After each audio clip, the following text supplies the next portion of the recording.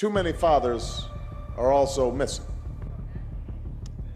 Too many fathers are MIA. Too many fathers are AWOL. Missing from too many lives and too many homes. They've abandoned their responsibilities. They're acting like boys instead of men. You may be a damn good father. You may be a damn good father. You may be a damn good father, but guess what? What are we doing for the community? What are we doing for the children who don't have a father? Black men are attacking black women. They're not creating homes. They're creating babies everywhere. 73% of all black babies are born out of wedlock. Experts say there's a crisis when it comes to black fathers in this country. There's no fathers in the black home. Let's talk about that. Stop. Poverty and crime, there's a positive correlation. There's also a positive correlation in the black community of absentee fatherism being one of the root causes leading into criminality. When it comes to 4-year-old Shania, Joey, you are not.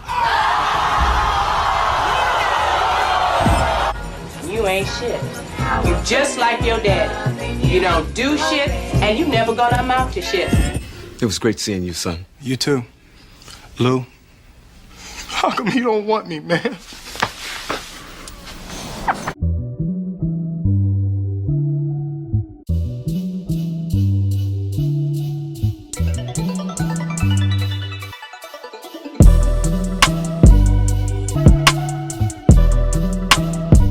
Bowling Green State University NSFG data just showed you guys 55% of black men reported having only co-residential. I'm gonna stop it right there, okay?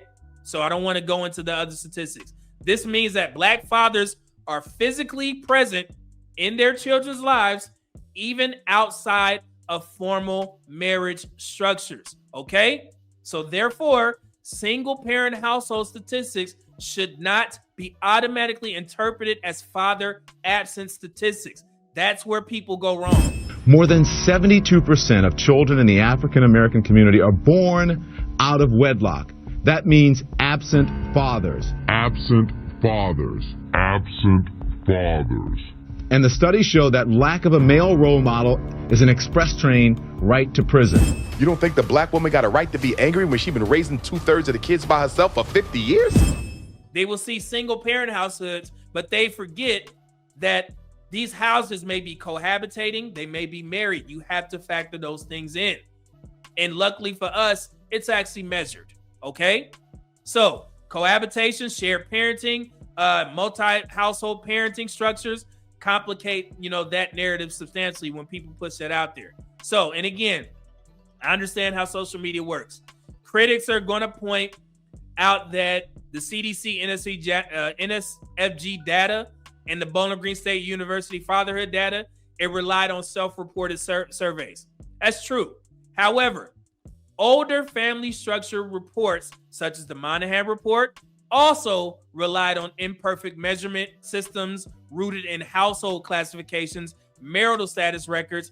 Both approaches have limitations.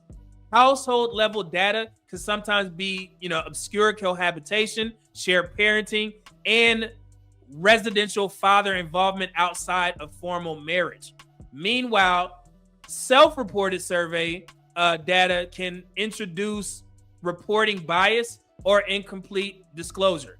The key issue is understanding what each data set is actually measuring. And like I said, the Moynihan framework primarily measured household structure and marital status. They didn't measure cohabitation, okay? And again, the time of the Moynihan report, he reported that it was a crisis when it was at 20 to 25% non-marital births.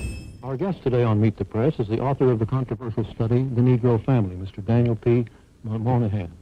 His report, prepared when he was Assistant Secretary of Labor, at first was warmly praised, yet has recently been sharply criticized. Mr. Moynihan, a professor of political science, is now at Wesleyan University. Here's a quotation, for example, from a recent article by William Ryan, a Harvard psychologist, who criticizes your report in The Nation. And this is what he writes, quote, "The implicit point is that Negroes tolerate promiscuity, illegitimacy, one-parent families, welfare dependency, and everything else that is supposed to follow." Now, that's the criticism he makes of your report. Now, how do you answer those charges? I can't. I'm not responsible for the fact that he can't read. As E. Franklin Frazier said, and I quoted from him at some length, there is a lot of evidence that the Negro middle-class family, when it gets its opportunity, gets a bearing, is, if anything, more stern, more rigid than most. But the evidence is simply clear. Negro Americans live like any other Americans, and when they're forced into the ghetto and forced into disorganization, they have no more better protections than anyone else. I'd like to ask you one specific question, which the New York Times quotes you today as saying. You say that 44% of the children in Harlem are illegitimate. Now, how do you know that? Those are statistics in the New York City Department of Health, sir. 10 health districts in central Harlem, the area which the great American sociologist Kenneth Clark described in his HARU report as having undergone a massive deterioration of the fabric of society and its institutions, and right under our prosperous noses that happened. That hasn't existed for 50 years. That's happened in the last 15 years in this America, and we've been sitting around thinking things have been getting better, and they haven't been getting better for those children. Now it's at 69.3%. So yeah, so that's how we had the difference, okay? So I just wanted to put that out there. I know how social media works. People are going to try and dismiss it, but I'm going to discuss that as well. You mentioned cultural and social retrogressions. Again, I'm quoting you. Arguably the most consequential of these was the decline in two-parent families. Yes. Close quote.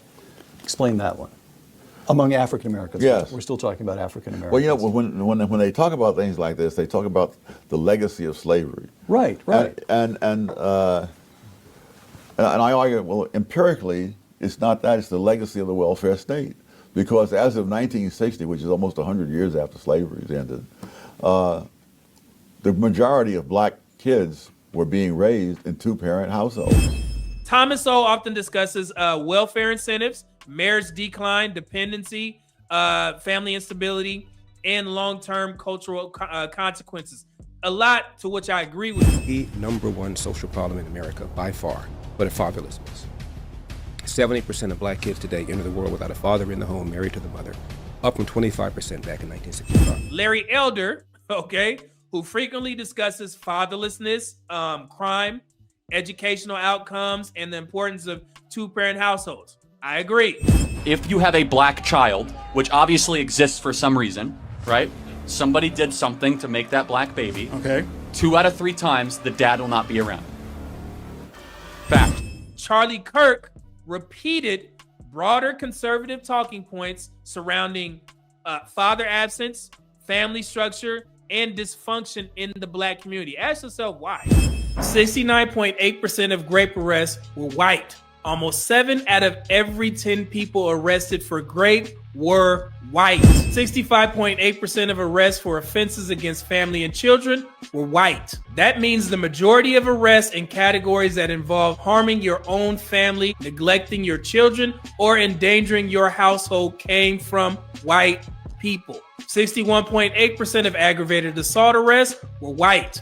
The majority of violent attacks that get classified as aggravated assault weren't committed by black people. They were white.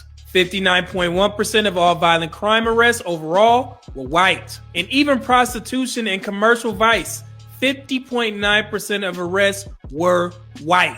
The issue is how many people online and, reinterpret these broader conversations into the 70 to 80% of black fathers are absent deadbeats.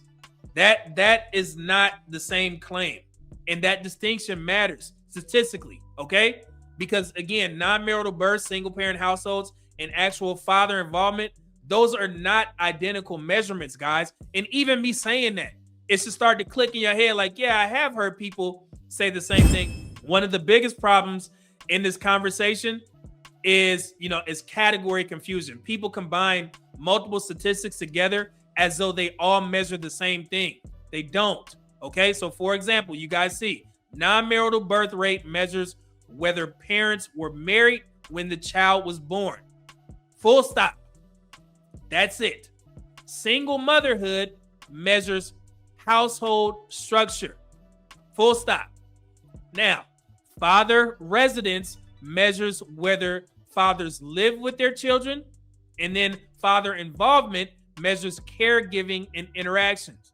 Okay? Those are separate measurements. But online, once again, people often collapse them into black fathers abandon their children. That is statistically inaccurate, guys, because a child being born outside of marriage does not automatically tell us whether the father is involved, whether he co-parents, whether he provides support, whether he shares custody, or whether he's active in that child's life. And this is why the CDC and Bowling Green State University studies, that they matter so much, because those studies directly measure father residence, father involvement, and parenting structure.